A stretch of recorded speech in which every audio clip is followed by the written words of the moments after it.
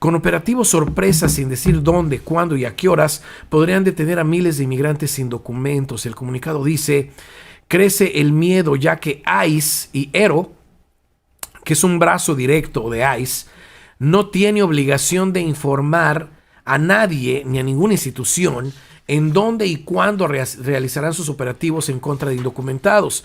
ICE no tiene obligación de informar si realizará operativos, además de que actualmente los oficiales de ICE no están obligados a seguir las prioridades de la administración de este presidente actual, que eran muy suaves en realidad y que quieren ahorita pelearlas una vez más en la Corte Federal.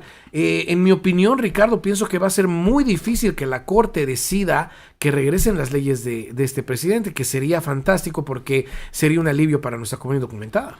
Así es, Tony, pero mira, lo que tú acabas de mencionar, recordemos que este brazo, como tú lo acabas de mencionar, de ICE, ellos son federales, de todas maneras es peligroso, es algo en los cuales ellos están trabajando supuestamente para la protección aquí de este país.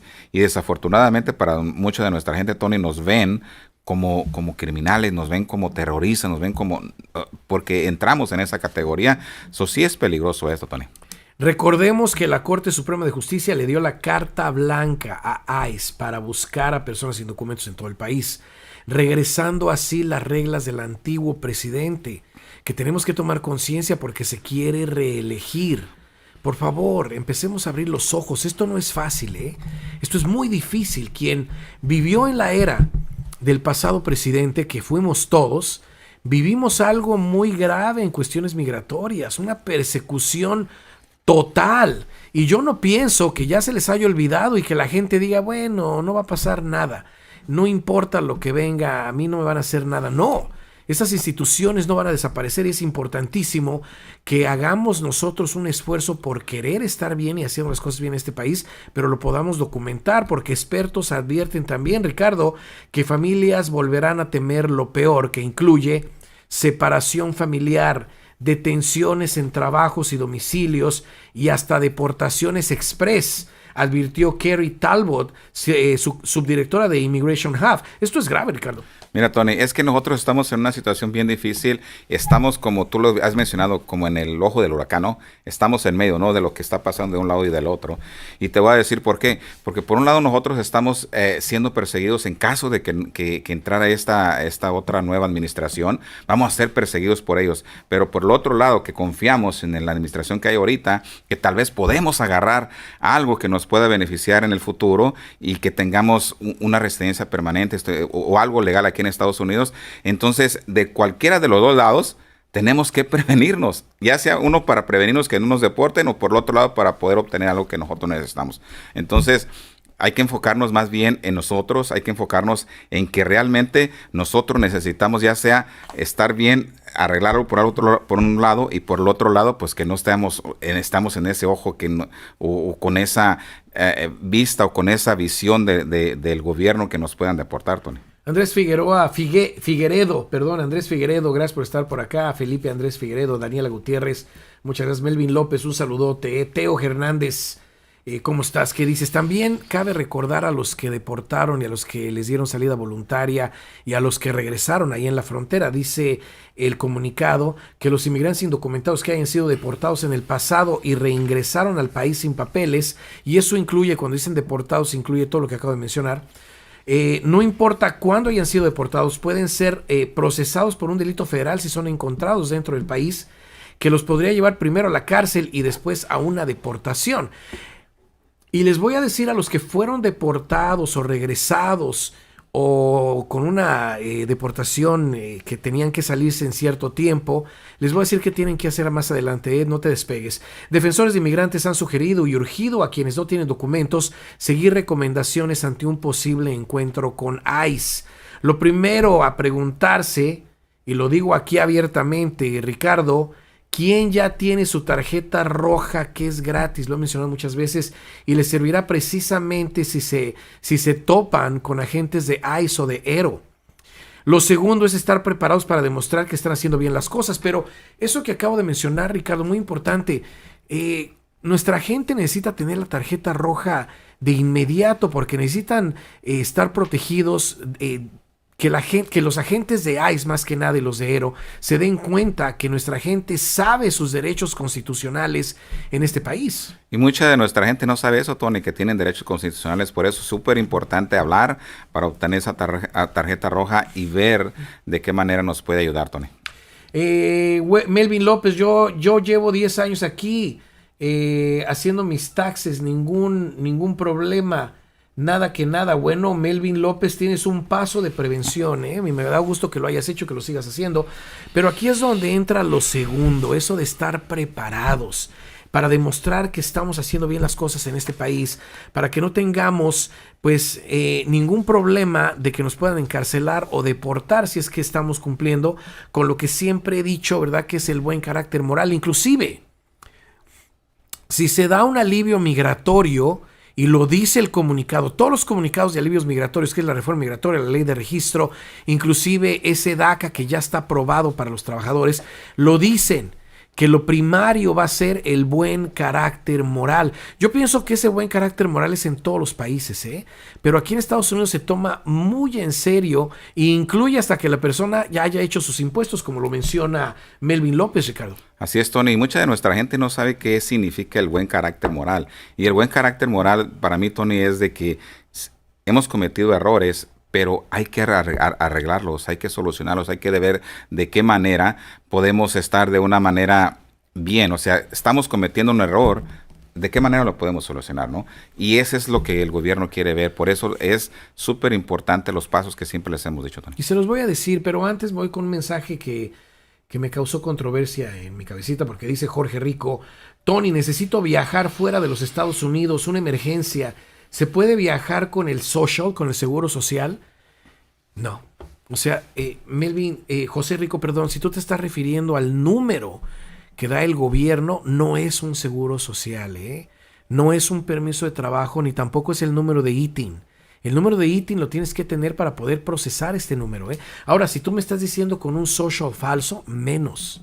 Pero si tú tienes un permiso de trabajo, vamos a decir, pero no tienes la residencia legal, pero tienes un seguro social, yo te recomendaría que hablaras con un abogado, porque lo más probable es que un abogado en lo general te diga que no vas a poder viajar porque no tienes permiso. Bueno, sí puedes viajar, pero no vas a poder reingresar.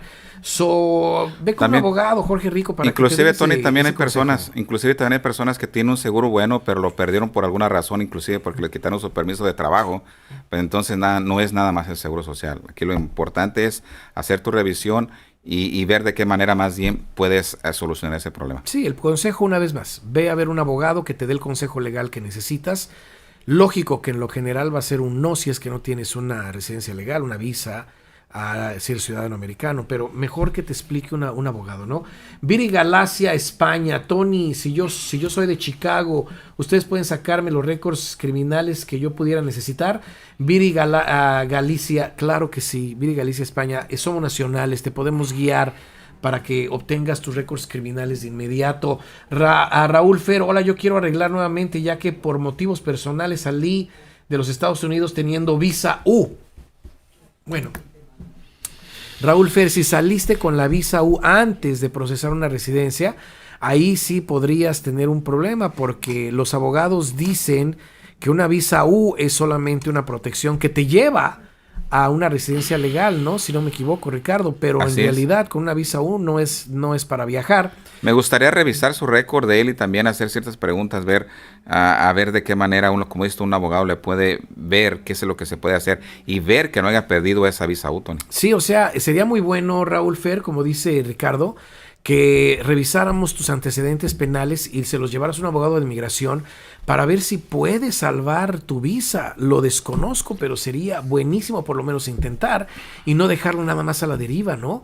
Pero hay pasos de prevención para los que están aquí y que siguen viviendo aquí y que tienen años viviendo aquí. Inclusive la ley de registro dice que si tú tienes 7 años viviendo aquí, si es que se llegan a aprobar estos cambios, te van a dar la residencia legal. Y cada vez que una persona cumpla 7 años de estancia en el país, va a poder gozar de ese privilegio. Claro, no es automático, tienes que demostrar, una vez más, lo del buen carácter moral, porque si no, no te van a dar nada. ¿Qué tienes que hacer? Bueno, ahí te van unos pasos, ¿no? Pasos esenciales que solo bien te doy a veces 3 o 4, pero te voy a dar más esta vez para que los apuntes, para que los tengas pendiente. Y uno de ellos es dinero.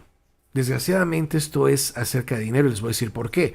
Porque inmigración va a cobrar una multa por haber estado aquí ilegal tanto tiempo. Ahora, en el último documento que leímos acerca de esta multa para indocumentados, iban a ser $5,000.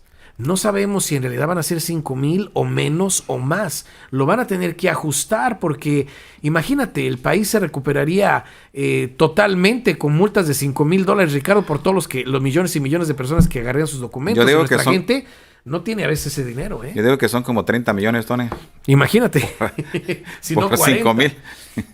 Ahora, imagínate, un paso es eso, ¿no? Empieza a ahorrar porque no sabemos cuánto sería la multa que te va a cobrar inmigración por haber estado aquí ilegal. Esa multa es de cajón, no te vas a salir de ella.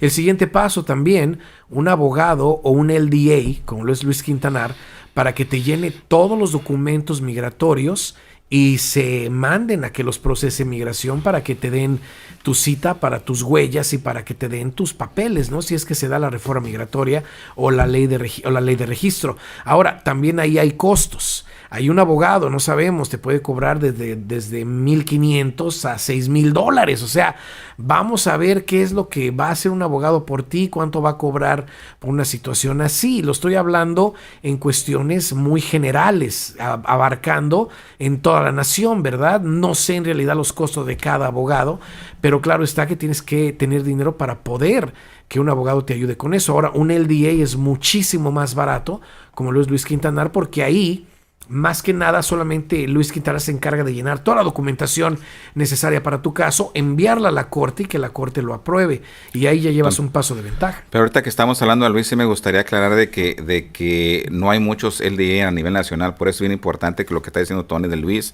porque Luis es una de las personas que nos puede ayudar a nivel nacional. Hay que guardar ese número para que lo tengamos en cuenta, ¿eh? Y ahorita les vamos a dar el número que está en pantalla, a los que están en radio, a los que están en podcast, ¿eh? Siguiente paso: obtener toda la documentación necesaria que compruebe que has estado aquí en este país constantemente por los años que tú tengas, ¿no? Aunque tengas 2, 3 años, empieza a guardar todo eso, pero más que nada va a servir a los que tienen 7 años o más de tener este tipo de documentación. Por ejemplo, tus talones de cheques donde trabajas. Oye, Tony, pero es que trabajo con seguro checo. Sí, pero trabajas, ¿no? Y te dan un talón de cheque. Guárdalos, no los tires. Me doy cuenta que mucha gente agarra el cheque, Ricardo, le quita el talón, lo tiran y van y cambian su cheque o lo meten al celular y lo cambian y ya se quitaron de toda prueba por encima que pudieran tener de estancia en el país. Así es, Tony. Pero no lo carguen en la cartera, porque si de repente nos agarra la policía. No. Bueno. En casa, por favor, una cajita. Oye, las mujeres son más organizadas para eso. Ellas tienen su cajoncito, sus cajas bien bonitas, ahí tienen todo organizado en archivos. Nosotros no. Si no eres organizado, por lo menos empieza a meter todo en una caja. Ya lo organizarás después, ¿ok? Tus talones de cheques, tus recibos, todo lo que demuestre que tienes aquí tiempo, inclusive pagos del child support, si es que estás pagando child support, o sea, manutención a tus hijos o a tu esposa, ex esposa. Todo eso te va a servir. Oye, Tony, ¿me sirven mis impuestos? No.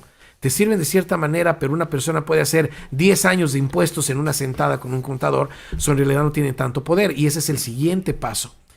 Tus impuestos, tus taxes, como le decimos aquí en Estados Unidos, ¿verdad? Tenerlos al día. Hay mucha gente que no los hace porque pues gana en efectivo, pero no hacerlos causa de que migración te vea a ti como una persona que no es grata en este país y que te tienen que sacar de inmediato porque no estás pagando los impuestos que tienes que pagar, Ricardo. Inclusive, Tony, porque están trabajando con un número que no les pertenece y piensan que el no hacerlos les puede perjudicar. No, hay una manera en la cual se puede hacer y mejor hacer esos impuestos, pero llámenos para asesorarlos en ese aspecto, Tony. Sí, porque los impuestos van a jugar clave. El comunicado dice: el que no tenga impuestos no va a calificar. Lógico, ellos quieren que estés pagando impuestos porque es importantísimo para el país. El siguiente paso, y lo he mencionado muchas veces, ese sí es esencial, de los esenciales más grandes, ¿no? Revisar tus antecedentes penales. Y mucha gente me dice: oye, Tony, ¿cuál reviso? Y fíjense en él, lo repito muchísimas veces, pero sigue habiendo preguntas en todo esto. O sea, tú tienes que revisar tus antecedentes penales por varias cosas. A lo mejor tuviste crímenes en el pasado y los arreglaste con un abogado criminalista. Estuvo perfecto, pero te quedaron como felonías, como misdemeanors en tu récord criminal.